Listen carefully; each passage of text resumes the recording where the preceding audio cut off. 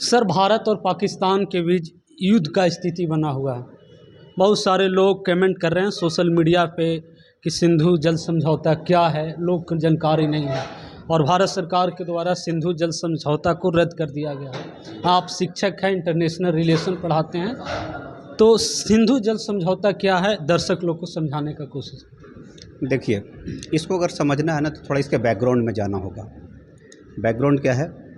जब 1947 में बंटवारा हुआ तो आपको पता है कि पश्चिम के क्षेत्र में सिंधु और उसके 5 सहायक नदी थे, उन पर सबसे ज़्यादा नहर बना हुआ था। जब बंटवारा हुआ तो उन नहरों का भी बंटवारा हो रहा था साथ में। अब हुआ ये कि नदी का जो बहाव क्षेत्र था, अपर बहाव क्षेत्र था, वो भारत में पड़ा और जो उसका मुख्य लोअर बहाव क्षेत्र पूरा पड़ा वो पाकिस्तान में पड़ा। तो नहरी क्षेत्र कुछ पड़ गए भारत में, कुछ पड़ गए पाकिस्तान में। अब उसके पानी को लेकर के, बंटवारा को लेकर के विवाद हुआ। ठीक। दूसरा, इसका एक परिप्रेक्ष्य ये समझना है कि सिंधु जल समझौता के प्रति इतने पाकिस्तान एग्रेसिव क्यों हैं। पाकिस्तान का कृषि से लेकर इंडस्ट्री तक लगभग 80-85% इसी पर निर्भर है। सिंधु और उसके सहायक जो नदी हैं उन पे निर्भर है। ठीक। अगर उनके पानी में अगर थोड़ा भी डाइवर्जन आएगा तो पाकिस्तान को पीने के पानी से लेकर के, कृषि से लेकर के उद्योग तक सभी में समस्या होगा, जो कभी नहीं चाहेगा। एक देश को सर्वाइव करने के लिए ये सारी चीज़ें चाहिए। तो देखिएगा धीरे धीरे क्या हुआ, दोनों देशों के बीच सहमति बनती है। वर्ल्ड बैंक एक मध्यस्थता का रोल निभाता है। कई सारे इंजीनियर्स बाहर के बुलाए जाते हैं, उन सब अपना रिपोर्ट दिया और उन्हीं के रिपोर्ट के आधार पर वर्ल्ड बैंक मध्यस्थता निभाते हुए 1960 में देखिएगा सिंधु और उसके 5 सहायक नदी को लेकर के समझौता हुआ भारत और पाकिस्तान के बीच। उसमें क्या है ना, इसमें देखिए 6 नदी हो जाती है, सिंधु, झेलम, चेनाब। ये 3 नदी को माना गया है कि ये पाकिस्तान की नदी है। रावी, ब्यास और सतलज, ये 3 को उस समझौता में माना गया है कि ये भारत की नदी है। तो ऊपर के जो 3 नदी हैं, सिंधु, झेलम और चेनाब, उसके 80% पानी इस्तेमाल करता है पाकिस्तान, 80%, और 20% पानी इस्तेमाल हम करते हैं। लेकिन देखिए वो 20% पानी भी हम इस्तेमाल नहीं कर रहे थे। ठीक। नीचे के जो 3 नदी हैं देखिएगा, रावी, ब्यास और सतलज, इसके 80% पानी हम इस्तेमाल करते हैं यानी भारत, और 20% पानी पाकिस्तान कर सकता है। अब देखो ये तो समझौता हो गया। इसमें एक जो सबसे अहम क्लॉज था कि ऊपर के जो 3 नदी हैं, सिंधु, झेलम, चेनाब, उसके रन ऑफ वाटर पे आप डैम बना सकते हैं। मतलब पाकिस्तान? हाँ, नहीं, हम बना सकते हैं इंडिया। लेकिन वो पानी को हम रोक करके डाइवर्ट नहीं कर सकते। हमको इलेक्ट्रिसिटी जनरेट करके उस पानी को उसी में छोड़ देना है, मतलब डाइवर्ट नहीं कर सकते। भारत बिजली उत्पादन करने के ख्याल से भारत कर सकता है। हाँ, बिजली उत्पादन कर सकते हैं। रन ऑफ वाटर का मतलब वही है कि वाटर के रनिंग को, उसको आपको डाइवर्ट नहीं करना। आप बिजली का उत्पादन करिए, उत्पादन करके पानी उसी के फ्लो में छोड़ दीजिए, बस रन ऑफ वाटर का इस्तेमाल कर सकते हैं, उस पानी को डाइवर्ट नहीं कर सकते। ठीक। ये चीज़ें 1960 से चलते आ रहा था। चलते चलते देखिए आज तक आ गया। समय के साथ बहुत सारी चीज़ें परिवर्तित हुआ है। कैसे परिवर्तन हुआ है? परिवर्तन ये हुआ है कि भारत का तब का आबादी और अब के आबादी में बहुत अंतर है। जब देश आज़ाद हुआ था उस समय लमसम 30 से 35 करोड़ के बीच में आबादी था। आज हम लोग 140 करोड़ आबादी है। हमारी ज़रूरतें बदल गई है, ज़रूरतें बढ़ गई हमारी। तो जो चीज़ें 1960 में हुआ है आज भी उसी तरह से रहे, ऐसा नहीं हो सकता है। और जब दोनों देश के बीच चीज़ें बह रही है तो समय के साथ उसमें चीज़ों को एक तरह से रिवाइव करना या तो उस पर फिर से पहल करना ज़रूरी है।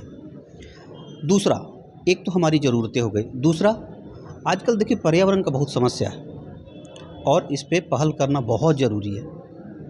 इस मुद्दे को लेकर के भी देखिएगा तो पर्यावरण के अंतर्गत ही नदी भी आ जाती है। तो नदी के मुद्दे को लेकर के भी देखिएगा हमको सजग होने की ज़रूरत है कि उसके पानी को कैसे इस्तेमाल करें, उसको बनाए कैसे रखा जाए, और अगर 2 देशों के बीच बह रहा है तो बंटवारा प्रॉपर कैसे हो।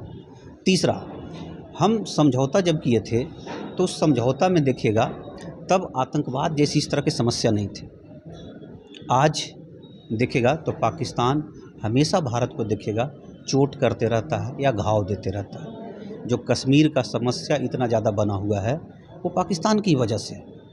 ठीक, तो देखिएगा, आप अगर चाहेंगे कि आप हमको हमेशा परेशान करते रहें, हमारे सिविलियंस को मारते रहें और हम उस चीज़ पे कायम रहें, ऐसा नहीं हो सकता। तो वर्तमान सरकार है जिनका स्टैंड स्पष्ट है कि देखिएगा दोनों चीज़ साथ में नहीं चल सकता है, खून और पानी दोनों नहीं चल सकता है साथ में। इसलिए वर्तमान सरकार ये चाहती है कि इस समझौता को फिर से इस पर रीनिगोशिएट किया जाए, और ज़रूरी भी है। तो पाकिस्तान को इससे क्या नुकसान होगा सर? हाँ, पाकिस्तान को नुकसान है। देखिए, नीचे के तो नीचे का जो पानी, ये नदी है, जैसे रावी हो गया, ब्यास हो गया, सतलज हो गया, इसकी पानी को हम इस्तेमाल कर रहे थे।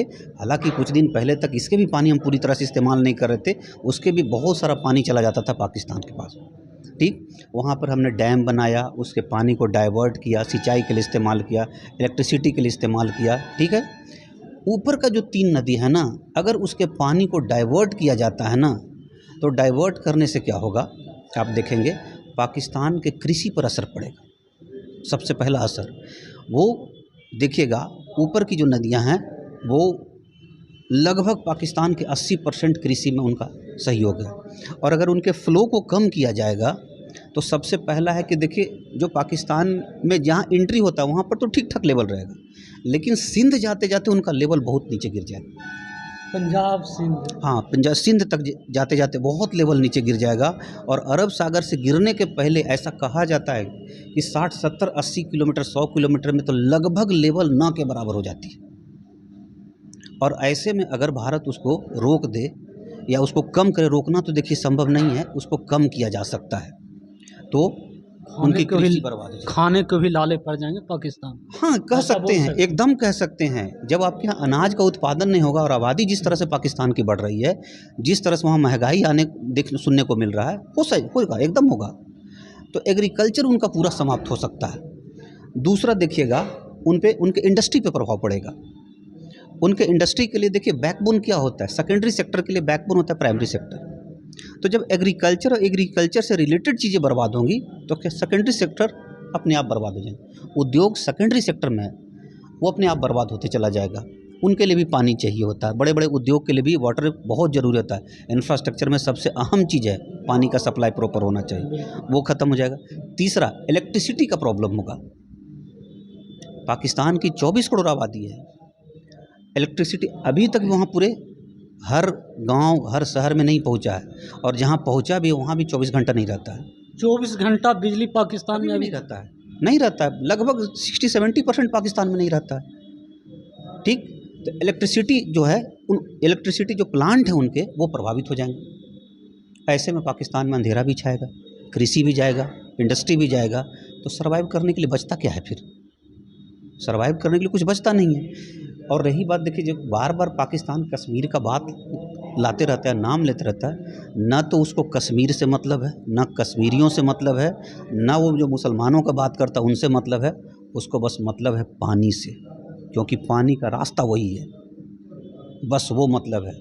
अगर ये कोई सोचता है कि उनको कश्मीरियों से मतलब है, तो कश्मीर के लोग ऐसा सोचते हैं, ये उनकी गलत फहमी है, ये उनको सोचना चाहिए। पूरा लड़ाई पानी को लेकर हो रहा है। हाँ, पूरी लड़ाई पानी को लेकर के है, सारी लड़ाई पानी को लेकर के है, क्योंकि पानी ह्यूमन के, या तो ह्यूमन ही नहीं कहिए, जीवों के लिए, सर्वाइवल के लिए ज़रूरी है। आप 2 दिन खाए बिना रह सकते, बिना पानी के नहीं रह सकते, तो सारा लड़ाई पानी का है। दूसरा देखिएगा, अगर पानी को उसका कंट्रोल करना शुरू कर दे, जैसे सिंधु है, झेलम है, चेनाब है, उन पर अगर हमने डैम बनाया प्रॉपर तरीके से, और डैम ठीक ठाक बड़े बना दिए, उसके पानी के लेवल को तो नीचे गिराएंगे ही, बड़े पैमाने पे पानी को स्टोर कर सकते हैं। अब देखिए उनका समस्या क्या बढ़ेगा, हम जब चाहें तब उन फाटक को खोल के बाढ़ ला सकते, पानी कर दे सकते, जब चाहें तब उनको सूखा कर सकते। मतलब दोनों तरफ से आप मार सकते हैं। हाँ, दोनों तरफ से। और ये हम जहाँ तक समझ पाते हैं, ये मान करके चल रहे हैं कि आगे आने वाली, या तो अभी जो वर्तमान गवर्नमेंट है, कोई इस पर कॉम्प्रोमाइज़ नहीं करने वाली है। ऐसा नहीं कि पाकिस्तान के पूरी पानी रुक जाएगी, लेकिन आप चाहेंगे कि पहले के तरह चीज़ें हो, वो नहीं होने वाला है। और अब आगे सरकार ये ज़रूर कोशिश करेगी कि हम इतना स्ट्रैटेजिकली ये बना लें कि जब चाहें तब वाटर के फ़्लो को बढ़ा दें, वाटर के फ़्लो को घटा दें। वाटर के फ़्लो को बढ़ाने का मतलब पाकिस्तान के लगभग 60% आबादी उसके जद में आएगी, और वाटर के फ़्लो को नीचे करने का मतलब पाकिस्तान के पूरी इकॉनमी उनके जद में आएगी। तो वर्ल्ड बैंक बीच में हस्तक्षेप नहीं करे? एक वर्ल्ड बैंक हस्तक्षेप करे, उसमें उस समझौता में क्या लिखा हुआ है? समझौता में ये लिखा हुआ है कि बिना दोनों के सहमति से रद्द नहीं हो सकता। हमने रद्द नहीं किया, सस्पेंड किया। बहुत सारे लोग मीडिया वाले चला रहे हैं कि रद्द हो गया। नहीं नहीं नहीं, ये गलत है। वो शायद वो पढ़े नहीं है उनके क्लाउज को। रद्द नहीं, रद्द दोनों मिल के ही कर सकते हैं। सस्पेंड किया है, और भारत एक जिम्मेदार देश है, एक तरफा इस तरह की कार्रवाई नहीं करेगा। और रही बात, हमको ये भी समझना है, ऐसा भी नहीं हो सकता कि अगर हम ये कहें कि 100 के 100% पानी रोक देंगे, वो संभव नहीं। ज्योग्राफिकल कंडीशन वो नहीं है कि हम कह दें कि 100 के 100% पानी रोक दें। और ये तो भारत सरकार पार्लियामेंट में बोला है, सरकार के द्वारा बोला गया है। पानी का जो नेचुरल फ्लो है उसको पूरी तरीके से आप कैसे जीरो कर सकते हैं? वो जीरो करना संभव नहीं है। और जीरो करके फिर उतना करने के लिए आपको पता है 10-20 साल 30 साल कंस्ट्रक्शन करने पड़ेंगे, बिलियंस ऑफ डॉलर्स लगेंगे आपको। फिर उसके पानी को आप ले करके कहाँ जाएंगे? अभी एक रिपोर्ट आ रहा था, उसमें बताया गया कि अगर मान लो कि पूरे तीनों नदी के पानी को हम जीरो कर दें पाकिस्तान की ओर, तो पता है हिमाचल, कश्मीर, पंजाब, इवन दिल्ली और हरियाणा तक पता है लगभग 4 फीट पानी हो सकता है। 4 फीट? जी, 4 से 6 फीट पानी हो सकता है। ये बात तो पाकिस्तान को ही मालूम है। हाँ, मालूम है। लेकिन फ्लो को कम और अधिक करने से ही सारे समस्या का निदान हो जाएगा। क्यों? जब चाहेंगे फ्लो को बढ़ा सकते हैं, जब चाहें घटा सकते हैं, आपको डुबा सकते हैं, आपको सूखे में ला सकते हैं। यही काफ़ी है। नेचुरल फ्लो को आप पूरी तरह से कैसे बंद कर दीजिएगा? जैसे अभी देखिएगा पानी को लेकर बात हो रहा है, झेलम का बात हुआ, चिनाब का बात हुआ, रावी का बात हुआ, ये ब्यास का बात हुआ, सतलज का बात हुआ। सिंधु के पानी रोकने का तो कोई बात ही नहीं हुआ। सिंधु पर आप सुने कि सिंधु पर कोई डैम इस तरह का है? जो भी डैम है झेलम पे है, चिनाब, रावी, ब्यास, सतलज पे।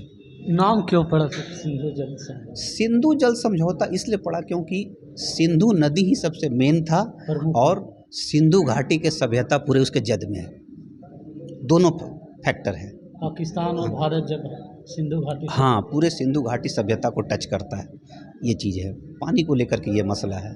दूसरा सवाल सर कि शिमला समझौता को लेकर बातचीत चल रही है, मीडिया में भी प्रकाशित हुई कई खबरें, सोशल मीडिया पे भी, कि शिमला समझौता को ही भारत सरकार पहलगांव घटना के बाद, जो कि पहलगांव जघन्य घटना कहा जा सकता है कि 26 लोगों पर्यटक पे निहत्थे थे, वहाँ पे अपने घर परिवार के साथ गए थे मनाने के लिए खुशीपूर्वक, और आतंकवादियों के द्वारा उनकी हत्या कर दी जाती है।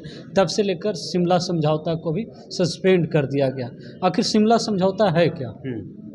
देखिए, पहले तो देखिए पहलगांव हमला जो हुआ है वो काफ़ी निंदनीय है। 21वीं शताब्दी में इस तरह की घटना होना ही चाहिए कि आम सिविलियन जो छुट्टी लेकर के किसी जगह पे छुट्टी मनाने जाता है और उन निहत्थे लोगों पर बर्बर तरीके से आप हमला करते हैं। ये आज के डेट में नहीं होना चाहिए, सभ्य समाज में एक्सेप्टेबल नहीं है। हम 7वीं 8वीं शताब्दी में नहीं जी रहे हैं, 13वीं 12वीं 14वीं शताब्दी में नहीं जी रहे हैं, जहाँ बर्बर तरीके से लोगों को मारा जाता था। ये अपने आप में ही जितना आप इसका क्रिटिसाइज कर सकते हैं ज़्यादा कम है, समझ गए।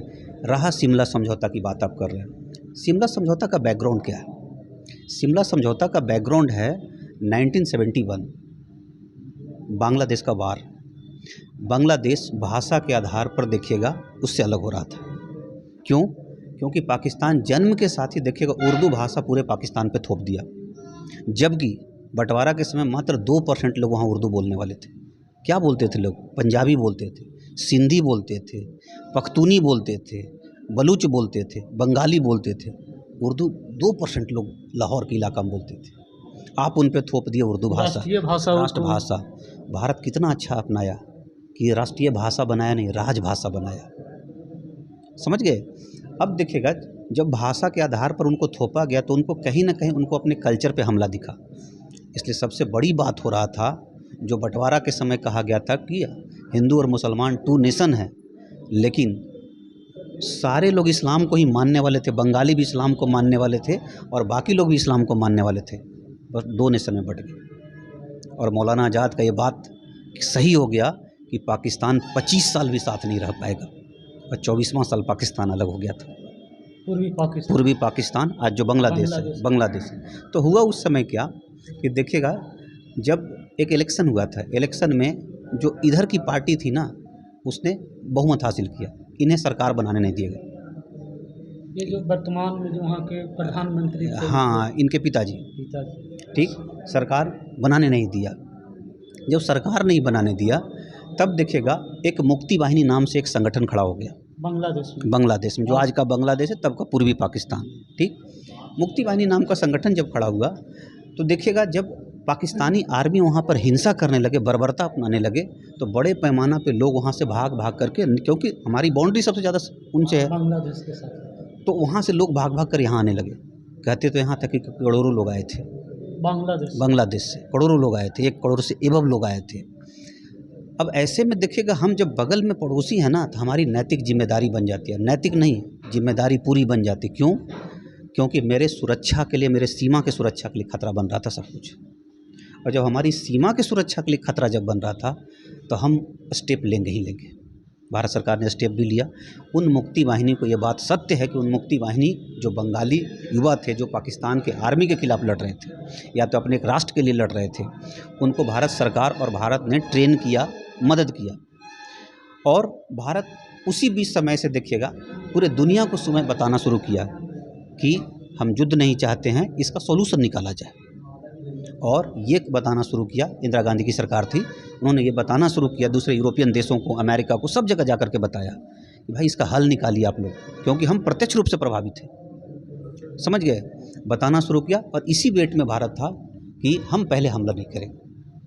एक दिन वो मौका ही गया जब पाकिस्तान के देखिए वायुसेना के जो जहाज़ थे, वो बंगाल और उसके आसपास के कुछ इलाकों पर हमला कर दिया। अब हमको बचाव करने का पूरा अधिकार है, भारतीय संप्रभुता। हाँ, ये हमारी संप्रभुता के खिलाफ थी, तो हमारा बचाव करने, यूएन चार्टर के अनुसार बचाव करने का पूरा अधिकार है, हमें अपनी सुरक्षा को बनाए रखने का पूरा अधिकार है। फिर भारतीय सेना इसमें इन्वॉल्व हुई, भारतीय सेना इन्वॉल्व हुई जाकर के लगभग 6 दिसंबर से लेकर 16 दिसंबर होते होते 16 दिसंबर को बांग्लादेश आज़ाद हो गया। 10 दिनों तक। हाँ, एक नए देश का जन्म हो गया, ठीक। नए देश का जब जन्म हुआ, तो इसी परिप्रेक्ष्य में देखिएगा शिमला समझौता हुआ। शिमला हिमाचल का एक अपना जगह है, खूबसूरत जगह है। वहाँ पे देखिएगा जुल्फ़िकार अली भुट्टो पाकिस्तान के उस समय प्रमुख था, और भारत से इंदिरा गांधी जो भारतीय प्रधानमंत्री थी, दोनों वहाँ बैठे और बैठ करके समझौता किया। उस समझौता में 2-3 अहम बिंदु हैं। पहला देखिएगा, भारत देखिएगा एक बड़े से एरिया पर नियंत्रण कर लिया था पाकिस्तान के, पश्चिमी पाकिस्तान के एरिया पर भी। उस समझौता में उसको लौटा दिया गया पाकिस्तान को, कराची वाला इलाका, हाँ, लौटा दिया गया। दूसरा, इसमें जो सबसे अहम बिंदु पर साइन किया गया वो था कि जो कश्मीर का इशू है, वो कश्मीर का इशू में थर्ड पार्टी कोई नहीं होगा। मतलब जो भी उसका इशू है, भारत और पाकिस्तान दोनों बैठ करके ही उसका हल निकालेंगे, तीसरा पार्टी कोई नहीं होगा। ये सबसे अहम बिंदु। क्यों? क्योंकि 1947 में जब बंटवारा हुआ था, तो उस समय बंटवारा के समय आप देखेंगे तो उसको यूएन लेके चले गए थे। हाँ, नेहरू जी यूएन लेके चले गए थे, और यूएन ले जाने का मतलब कई कंट्री इन्वॉल्व हो जाएंगे, समझ रहे हैं, ये चीज़ें हैं। तो हमने उसमें एक जो अहम क्लॉज लगाया, यही सबसे अहम क्लॉज लगाया। बाकी तो देखिए कि हम एक दूसरे के संप्रभुता का रक्षा करेंगे, सम्मान करेंगे, एक दूसरे के मामलों में हस्तक्षेप नहीं करेंगे, वो सब देखिए डेकोरेटेड वर्ड होता है आईआर में। बाकी तो जो मजबूत होता है वही करता है, लेकिन वो सब डेकोरेटेड वर्ड होता है, कहाँ बाकी चीज़ों का फॉलो।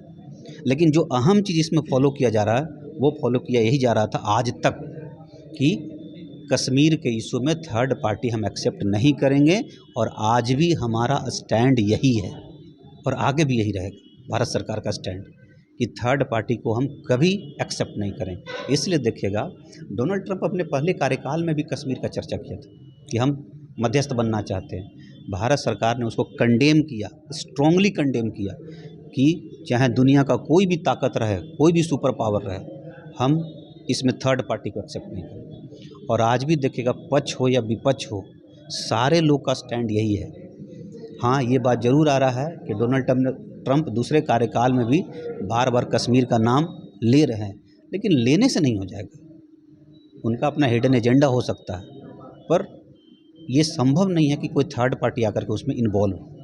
सर क्या लगता है, आप आयर के जानकार हैं, तो जिस प्रकार से पाकिस्तान और अफ़गानिस्तान का मामला है, कभी रसिया अफ़गानिस्तान को यूज किया, पाकिस्तान को अमेरिका यूज किया, तो क्या पाकिस्तान के प्रति सॉफ्ट नज़रिया है अमेरिका का? हाँ, कारण है। अगर कोई पार्टीशन के इतिहास को अगर आप अच्छे से पढ़े होंगे तो भी इसको समझ पाएंगे। अगर कोई लोग यहाँ समझता है कि भारत के लोगों ने इसको बंटवा दिया, भारत के कोई लोग नहीं चाहता था कि कंट्री बटे। जब अंग्रेज़ यहाँ से छोड़ करके जा रहे थे तब उन लोगों ने इस बात को बहुत अच्छे से समझा, दो चीज़ों को। पहला, इतना बड़ा कंट्री, इतना बड़ा एरिया, इतनी बड़ी आबादी और इतनी पोटेंशियल अगर एक जगह इसको हम कर दिए तो भविष्य का सुपर पावर हो जाएगा। यूरोपियन पावर कभी नहीं चाहता है कि ये जो सुपरियरिटी वाला भाव है ये यूरोप से कहीं और ट्रांसफ़र हो, और एशिया के लोगों को तो और भी नहीं चाहेंगे। ये तो शुरुआती से उनका स्टैंड रहा है। तो पहला तो ये है कि पोटेंशियल है, इतनी बड़ी कंट्री थी, अगर एक देश हो जाता तो भविष्य का सुपर पावर हो जाता। तब सुपर पावर इंग्लैंड हुआ करता था, बाद में भले अमेरिका बना सेकेंड वर्ल्ड वार के बाद। ठीक। दूसरा देखिएगा, इसमें एक चीज़ एकदम नया बात हम बताना चाहते हैं जो गहराई से हमने समझ पाया है। क्योंकि देखिएगा, यहूदियों को बसाना था फ़िलिस्तीन के इलाका में और बसाया भी गया। फ़िलिस्तीन का इलाका उस समय वर्तमान में मुसलमानों का इलाका था। ऐतिहासिक रूप से क्या रहा उसको छोड़िए, लेकिन तब मुसलमानों का इलाका था। ठीक। तो कैसे उसको जस्टिफाई करिएगा? उसको जस्टिफाई कैसे करिएगा कि भाई एक मुस्लिम का इलाका है, वहाँ पे यहूदी को आप बसा दिए? तो देखिएगा, उन्होंने एक इंटरनेशनल कहिए साजिश कह सकते हैं आप, कि उन्होंने क्या किया, पहले भारत को से पाकिस्तान एक अलग कंट्री इस्लाम के नाम पर बनवाया। इस्लाम के नाम पर बना, पूरे दुनिया जो इस्लाम को मानने वाली थी वो ताली बजाई। 1947 की बात है। इजराइल 1948 में बना, मुसलमानों के जगह पर एक यहूदी कंट्री बना। अब मुसलमानों के सामने असमंजस था कि जब इस्लाम के नाम पर देश बन रहा था तब तो ताली बजा रहे थे आप, जब यहूदी का देश बन रहा है तो ताली कैसे बजाएं? और कंडेम भी नहीं कर सकते क्योंकि एक साल पहले हम बजा रहे थे। मतलब यूरोपीय कंट्री अपने जाल में हाँ, फंसाने की कोशिश। जाल में फंसा लिए। तो ये दो कारण। तीसरा एक कारण देखिए, सबसे अहम कारण बताते हैं। जो कॉलोनी सिस्टम था, उपनिवेशीकरण का प्रक्रिया था, साम्राज्यवाद का प्रक्रिया था, वो धीरे धीरे समाप्त हो रहा था। ये जो प्रक्रिया समाप्त हो रहा था तो कोई तो तरीका होना चाहिए ना जिससे इन सब क्षेत्रों पर नियंत्रण किया जा सके। पाकिस्तान एक लॉन्चिंग पैड बना करके गया है वो लोग, और ये चीज़ समझना है तो आप पिछले 75 साल में पाकिस्तान का स्टैंड देख लीजिए, किसी न किसी के हाथ में खेलते रहा है। तो साफ दिख रहा है, इतिहास है, 75 साल का इतिहास आप देख लीजिए। लॉन्चिंग पैड की तरह इस्तेमाल हुआ। कैसे इस्तेमाल हुआ? अफ़गानिस्तान में देखिएगा, जब सोवियत यूनियन को हराना था तब उस समय देखिएगा अमेरिका ने इस्तेमाल किया, मुजाहिदीन पैदा किया धर्म के नाम पे, तालिबान पैदा किया, सब तो उसी का पैदा किया हुआ। और बाद में जब यूएसएसआर चला गया वैसे ही छोड़ दिया उनको। और अमेरिका के द्वारा ही स्थापित आतंकवादियों के द्वारा WTO पे हमला भी किया गया। हाँ सर, वही जिनको उन्होंने छोड़ा था, बनाया, और जिनको छोड़ के आया 90 के दशक में, जब यूएसएसआर अफ़गानिस्तान से जा रहा था तो चला गया यूएसएसआर, तो अमेरिका का क्लियर हो गया, जो करना था अमेरिका को तो ख़त्म हो गया कहानी वहीं पे, कि भाई यूएसएसआर को वहाँ पे हमको समाप्त करना है, हमारे आधारित या तो हम जिसको चाहते हैं उसकी सरकार रहे। तो वो तो मिल गया इनको, लेकिन तालिबान को नष्ट करके जाना चाहिए था। जो आतंकी पैदा किए थे उनको नष्ट करके जाना चाहिए, उनको आपने वैसे ही छोड़ दिया। और वही तालिबान और वही आतंकी संगठन जाकर के 2002 में देखेगा WTO पे हमला किया, वर्ल्ड ट्रेड सेंटर पे हमला किया था, WTC पे हमला किया, जो अमेरिका का एक बहुत बड़ा बिल्डिंग्स है उस पे जाके हमला किया। तो ये जिसको आप पाले थे पोसे थे वही हमला किया। तो देखिए, वेस्ट का साजिश भी है। और एक देखिए सबसे बड़ा चीज़ हमको अभी तक समझ में आया, जहाँ तक गहराई से पढ़ने के बाद मुझे पता चला, इस्लामिक दुनिया में कोई इस तरह का लीडर पैदा नहीं हुआ है जो सबको यूनाइट कर सके और इस्लाम के सकारात्मक मूल्यों पर चल सके। ये बहुत बड़ा क्राइसिस है इस्लामिक दुनिया में। दूसरा, थोड़ा उनमें लोकतांत्रिकरण का भाव है। हर चीज़ को जो इस्लाम के नज़र से देखते हैं, सापेक्षिक नज़रिए से देखते हैं, यूनिवर्सल देखने का आइडिया नहीं है। उनको यूनिवर्सल ट्रूथ को देखना पड़ेगा। ये जो हर चीज़ इस्लाम के आधार पर आप कंपैरेटिव देखेंगे ना तो समस्या तो पैदा होगा। एक सवाल और सर, जब पहलगाम में घटना हुआ उसमें सोशल मीडिया पे एक वीडियो वायरल हुआ और कई लोगों ने लिखा भी, जब आतंकवादी आए थे तो धर्म के नाम पर और कलमा पढ़वाने के नाम पर लोगों को बोल रहे थे, और जो निहत्थे लोग थे उनको बोल रहे थे कि आप कलमा पढ़िए, और जो कलमा नहीं पढ़े उनको मार रहे थे। तो कहीं ना कहीं जिस इस्लामीकरण की बात कर रहे हैं, धर्म के नाम पर ऐसा किया जा रहा है। तो भारत में चुनावी साल भी बिहार में है, तो क्या इससे भी जोड़ा जा सकता है भारत के सांप्रदायिकता के माहौल को बिगाड़ने के लिए? देखिए, इसको देखने का दो नज़रिया हो सकता है। एक नज़रिया तो पहला हम ये देखें कि प्रत्यक्षम किम प्रमाणम, जो लोग वहाँ पे झेला इस चीज़ को, वो खुद बोल रहे थे इस बात को, तो हम कैसे डिनाई करें? अपने ही लोग थे, उनको इससे कोई मतलब नहीं था, आतंक से कोई मतलब नहीं, और उनको, हमें नहीं लगता कि जो लोग वहाँ मारे गए या जिनके परिवार मारे गए, उनमें कोई पॉलिटिक्स से उनका कोई दूर दूर तक रिश्ता था, जहाँ तक अभी तक जो खबर है।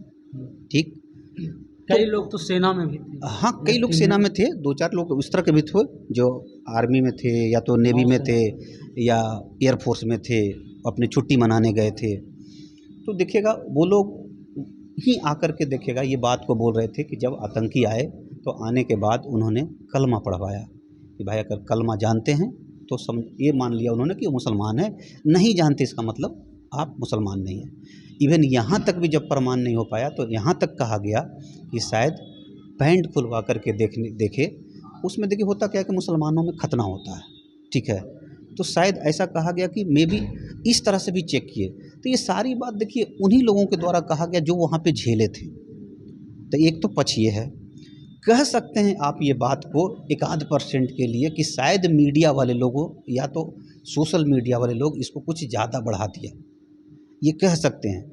लेकिन मुझे नहीं लगता है कहीं से कि बिहार में राजनीति है उसको ध्यान में रख करके ये सब बातें की गई।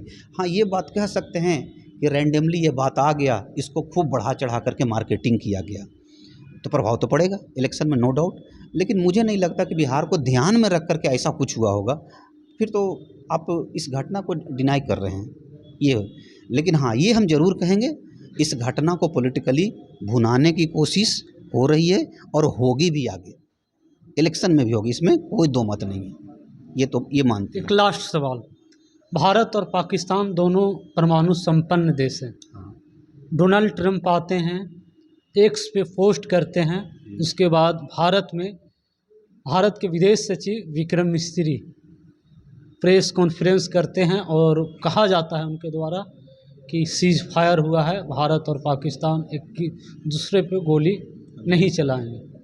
विपक्ष इस पे सवाल उठा रही है कि डोनाल्ड ट्रंप आखिर बीच में क्यों?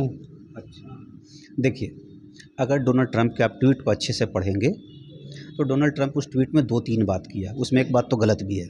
जैसे गलत बात क्या है, पहले उसको खारिज करते हैं कि भारत और पाकिस्तान के बीच हज़ारों साल की समस्या, 75 साल पहले कंट्री बना तो 1000 साल की समस्या कहाँ से आ जाएगा?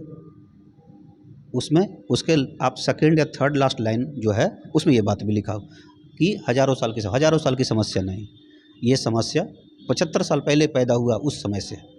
पहला चीज़ तो खारिज करते हैं। दूसरा, डोनाल्ड ट्रंप ने उसमें एक्स पे लिखा कि दोनों देश सीज फायर पे सहमत हो गए। अब इसमें परमाणु बम का एक एंगल है।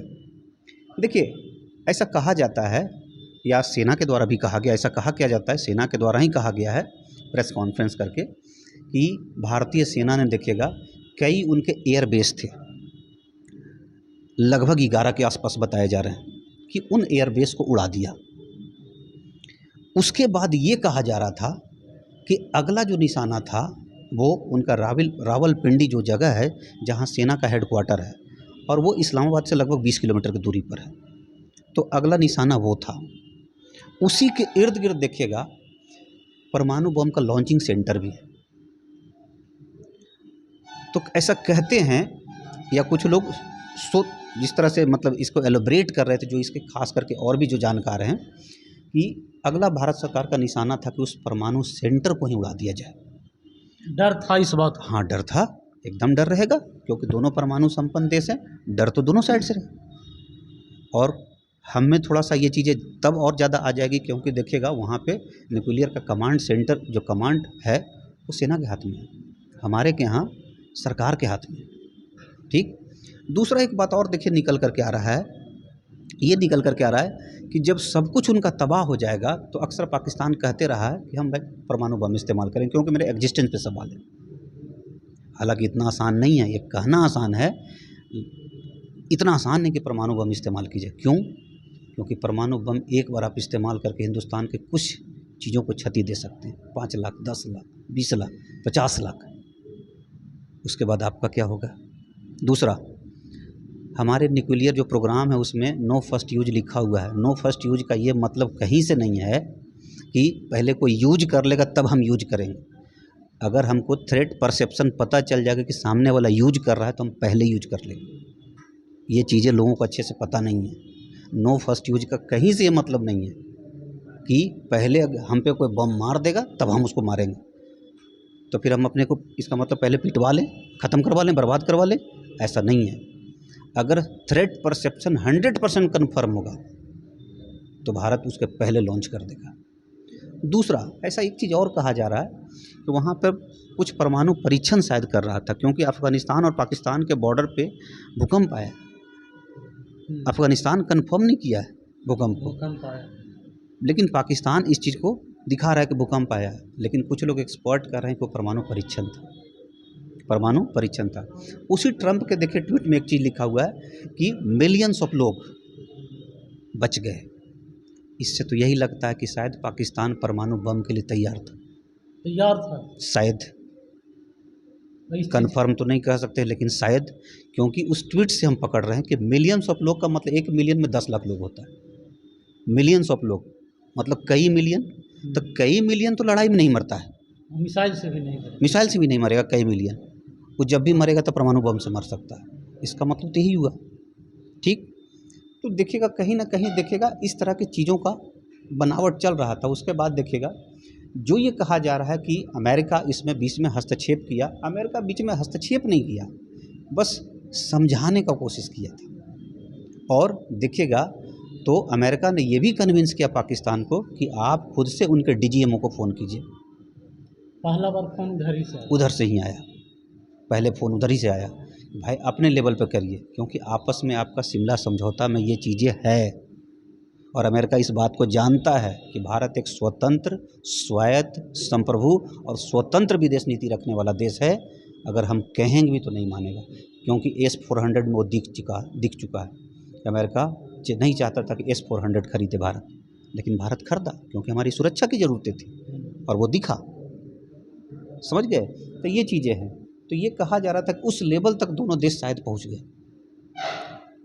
तो इसीलिए देखिएगा दोनों देश आपस में फिर बात किए। उसके बाद देखिएगा सीज फायर का घोषणा हुआ और बाकी इस पे देखिए कुछ कन्फर्म तो देखिए सरकार ही कह सकती है, कन्फर्म गवर्नमेंट ही कह सकती है। आम आदमी या तो आम एक्सपर्ट तो देखिए एक अंदाज़ा लगा सकता है चीज़ें कैसे कैसे घटित हो रही है ये चीज़ें।